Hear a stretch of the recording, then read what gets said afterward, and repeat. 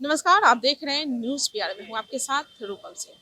कल बजट पेश होने वाले हैं और उसको लेकर मैं पब्लिक के बीच में आई हूँ।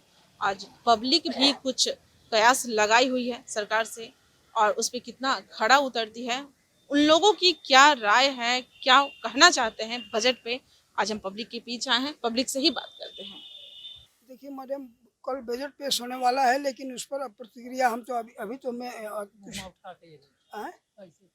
पेश होने वाला है तो बजट तो पेश होना चाहिए, पब्लिक के फेवरे में होना चाहिए। लेकिन कल कल के बाद क्या प्रतिक्रिया है जनता की, वो जनता ही बतलाएगी। तो जनता, आप भी तो जनता हैं, आप क्या उम्मीद लगाए हुए हम हैं? उम्मीद तो हम उम्मीद लगाए हुए हैं कि माने जनता के फेवर में बजट पास हो, लेकिन बजट जनता के फेवर में नहीं होगा। मैं जानता हूँ अच्छी तरह से। क्यों नहीं कर पाएंगे, ऐसा क्यों लगता है आपको? हमको ऐसा लगता है मैडम कि वो लोग नहीं कर पाएंगे।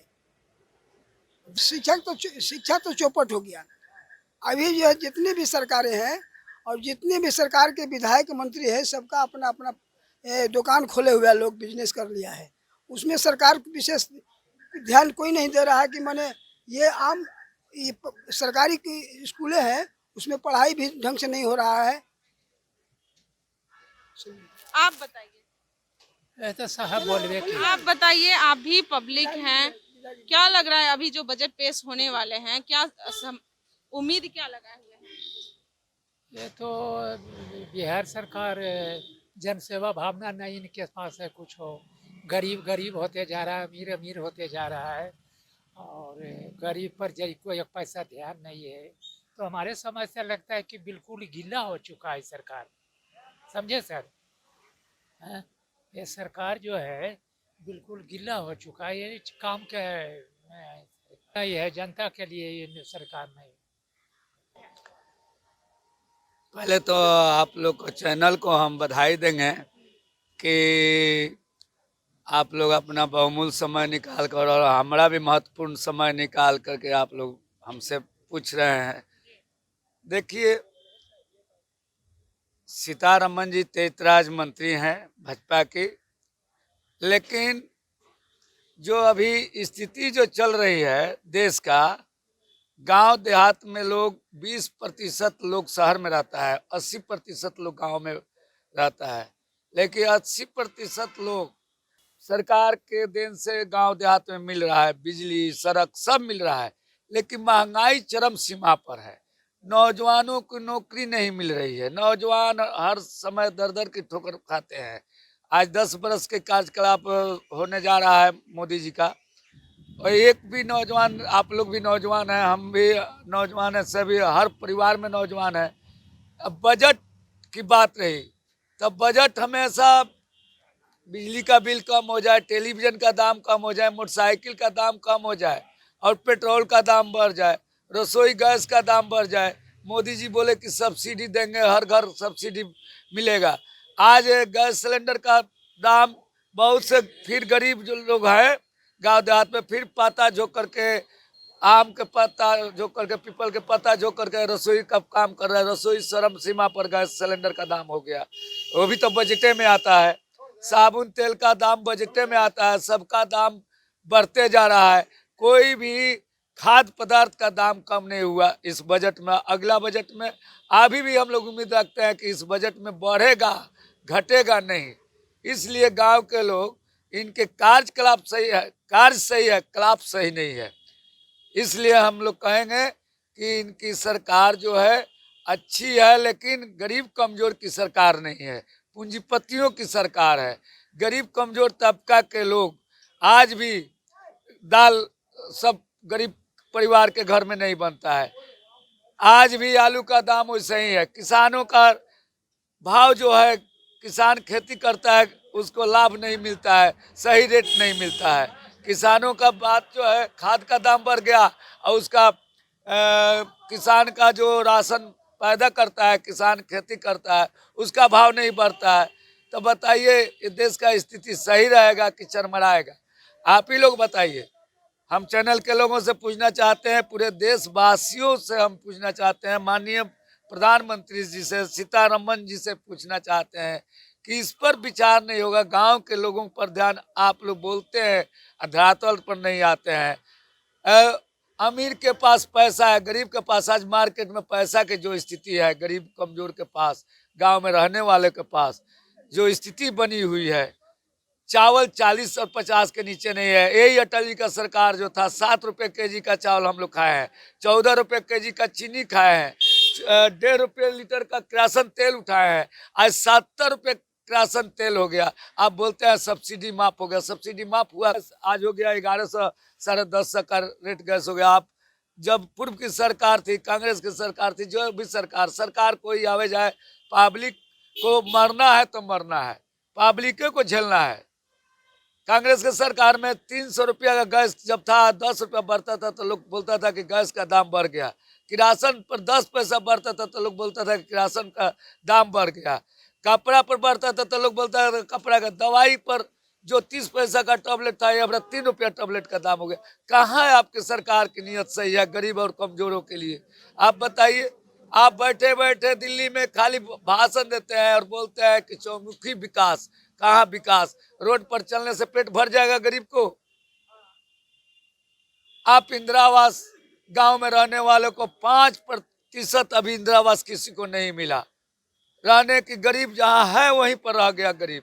आपकी सरकार गरीब को खाली बात कहता है, गरीब को धोखा देता है, महंगाई चरम सीमा पर ले जाता है। हमेशा बजट आ रहा है, फिर कल आप लोग देखिएगा बजट पर हंगामा होगा, फिर बजट में कोई सुधार होने वाला नहीं है। इस सरकार में जो बढ़ गया बढ़ते गया।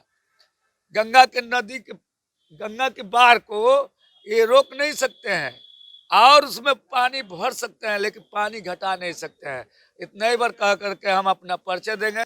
तो चलिए, सरकार किसी की भी आती रहे, बजट तो पेश होते जाएंगे, हंगामे भी होंगे, लेकिन गरीब जनता मारी ही जाएगी। हालांकि सड़कें बन रही हैं, लेकिन सड़कों से गरीबों की पेट नहीं भरी जाएगी। जो वादे होते हैं वो पूरा नहीं होते हैं। और भी लोग हैं। क्या नाम है आपका? मेरा नाम है रंजीत यादव। चलिए बताइए, कल बजट पेश होने वाले हैं, क्या आप कैसे उसको देखते हैं?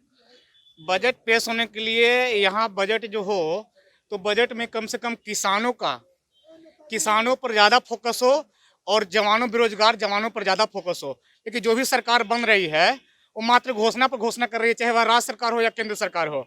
मात्र घोषणा छलावा साबित हो रहा है। इसलिए जो बजट हो उसमें छात्रों को भविष्य के लिए हो, बेरोजगारों को भविष्य के लिए बजट हो और साथ में किसानों के लिए भविष्य के बजट हो। ऐसा बजट होना चाहिए कि एक अंतिम पायदान तक जो लोग हैं उस अंतिम पायदान तक लोग तक विकास पहुंचना चाहिए।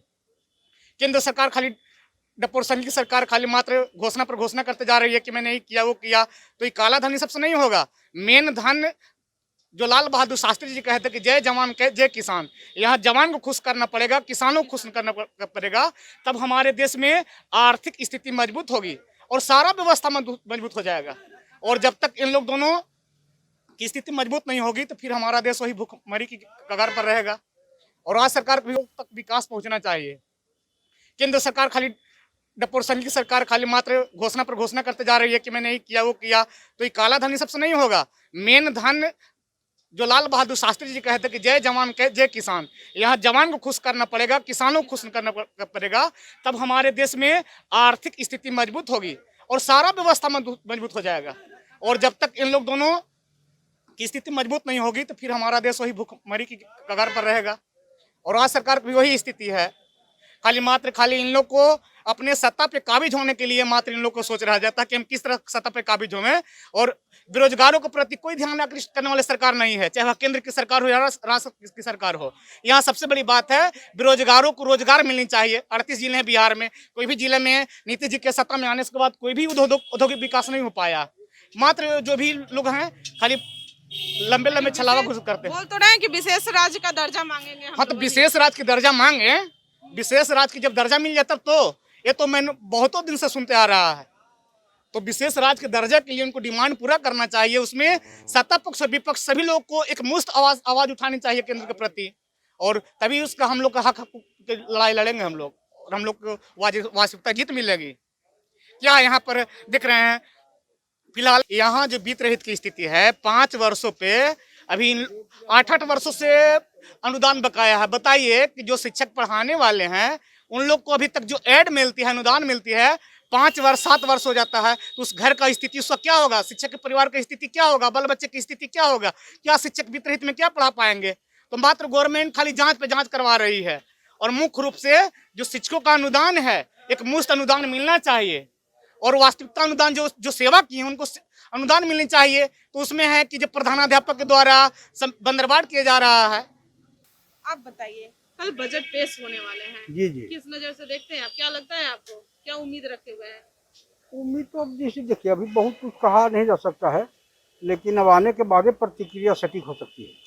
लेकिन पहले अब तो सवाल ही को गोपनीय चीज़ है, उसका तो हमको जानकारी है नहीं, लेकिन अब क्या रहता है देखने के बाद हम टिप्पणी करें। उम्मीद क्या लगा हुआ है, जैसे रोजगार को लेकर, शिक्षा को लेकर, क्या मतलब उस तरह से? रोजगार को लेकर के तो ये लगा हुआ है कि हमारे वर्तमान जो केंद्र वाले बजट में आ रहा है, तभी तो कोरोना से संबंधित ज़्यादा बजट पास ज़्यादा खर्च कर दिखलावेंगे और रेलवे की नौकरी खत्म हो गई, लोगों को रोजगार नहीं मिल रहा है। ये सारी बातें तो है ना।